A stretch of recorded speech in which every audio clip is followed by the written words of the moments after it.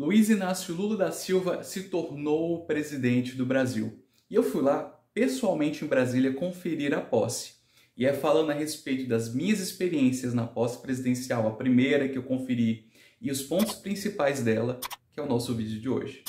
Vem comigo.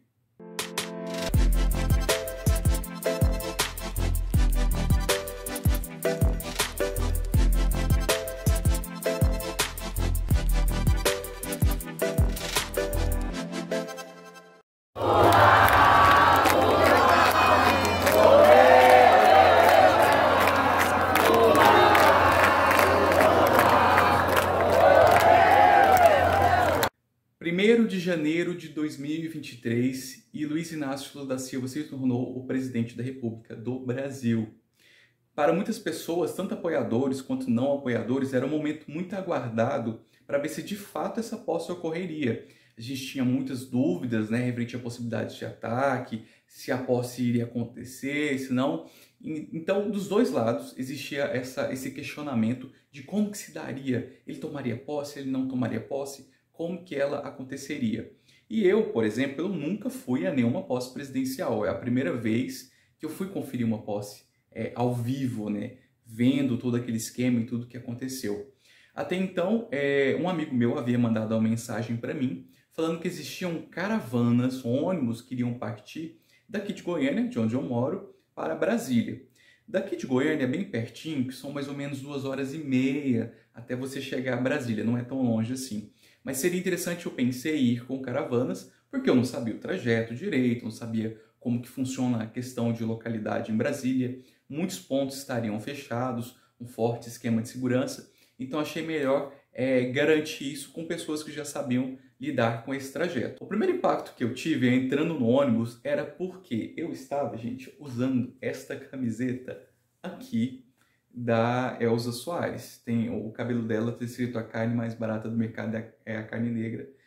Só que acontece, o que eu achei? Que a essa altura do campeonato já estávamos aí livres de qualquer possibilidade de apropriação da bandeira do Brasil, que há muito tempo foi apropriada como correlacionada a apoiadores de Jair Bolsonaro. Só que não, eu entrei no ônibus e um mar de pessoas de vermelho estavam no ônibus. E a primeira coisa que teve foi um impacto, em contrassenso, comigo de amarelo. Mas eu acredito que à medida que elas viram assim, que eu estava com a camiseta da Elza Soares, deu uma aliviada e a viagem prosseguiu. Eu estava um pouco preocupado porque a gente sabia das questões dos ataques terroristas que estavam tentando aí acontecer. Já havia tido uma coibição de um desses ataques lá no aeroporto de Brasília, que havia sido planejado um ataque.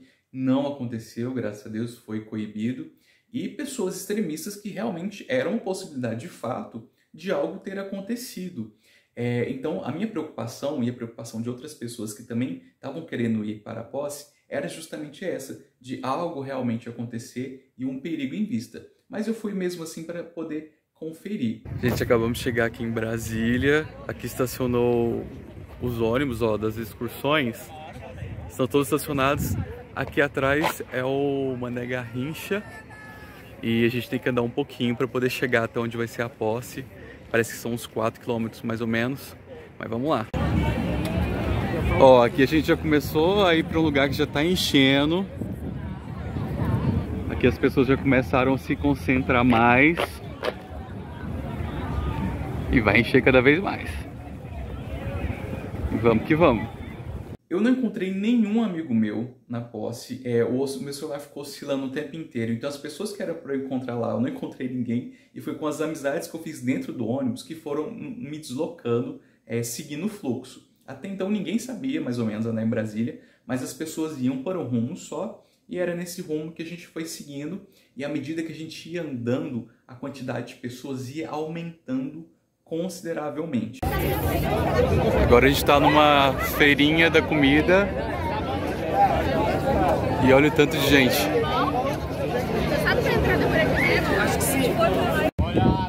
Aqui tá cheio de lojinhas ao ar livre vendendo boné, camiseta, tudo, ó.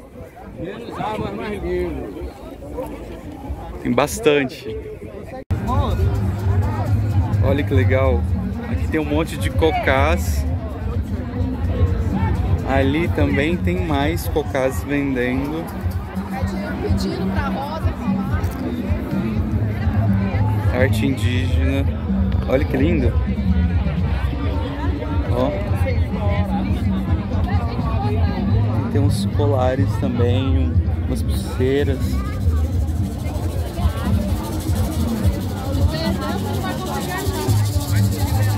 A esplanada dos ministérios, onde aconteceu a posse em si, ela havia sido dividida em grandes quadrantes.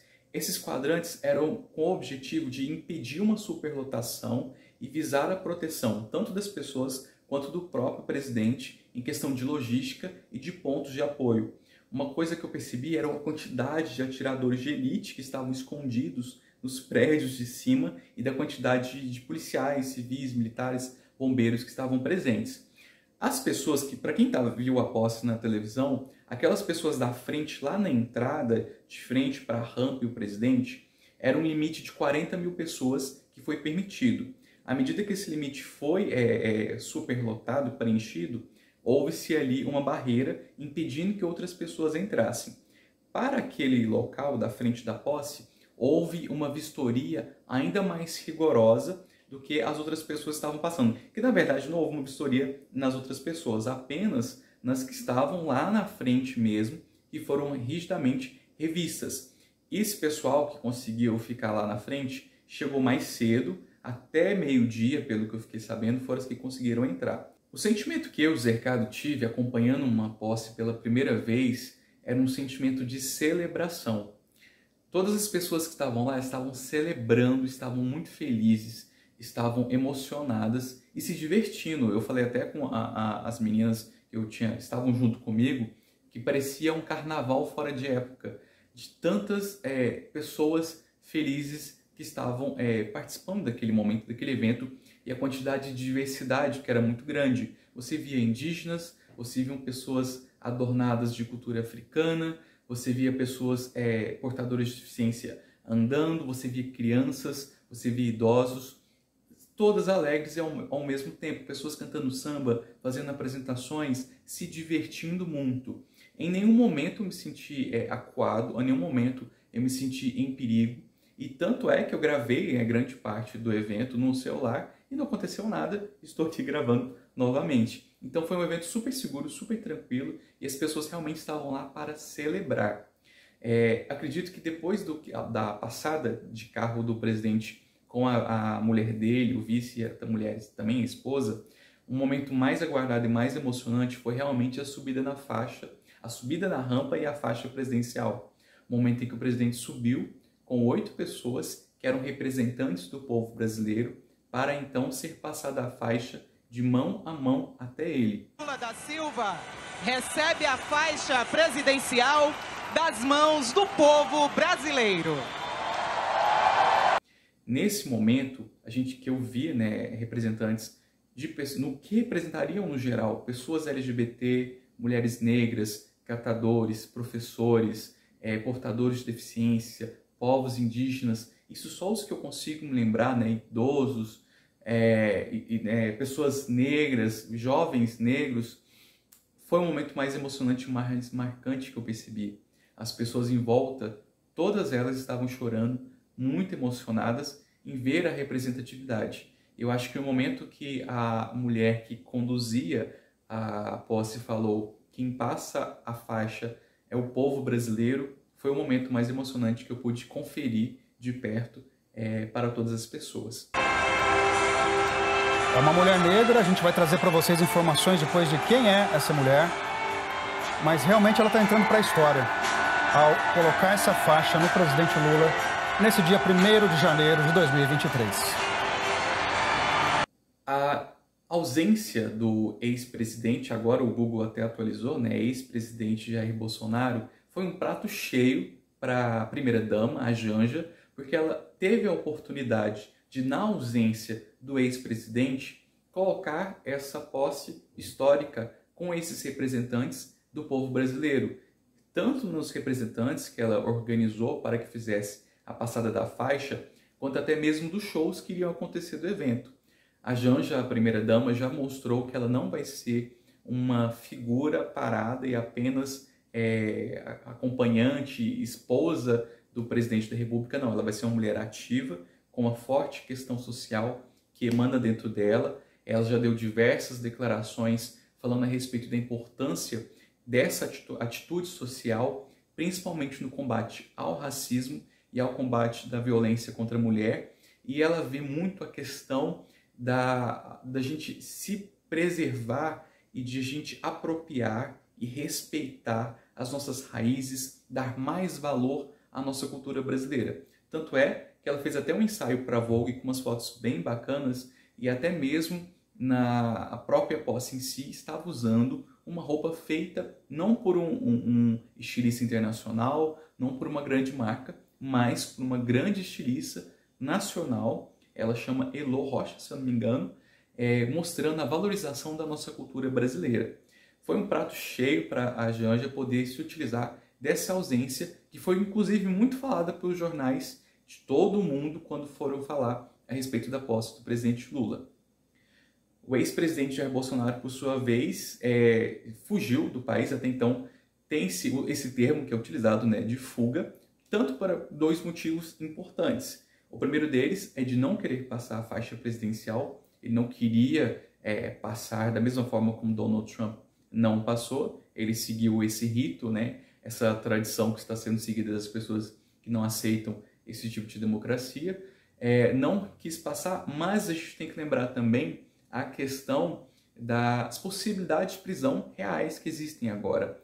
Com o ex-presidente Jair Bolsonaro sendo acusado de diversos crimes e agora com a ausência do foro privilegiado existente por conta do cargo dele, existia e existe a possibilidade real de pedido de prisão preventiva diversos que já haviam sido pedidos, requisitados ao Poder Judiciário.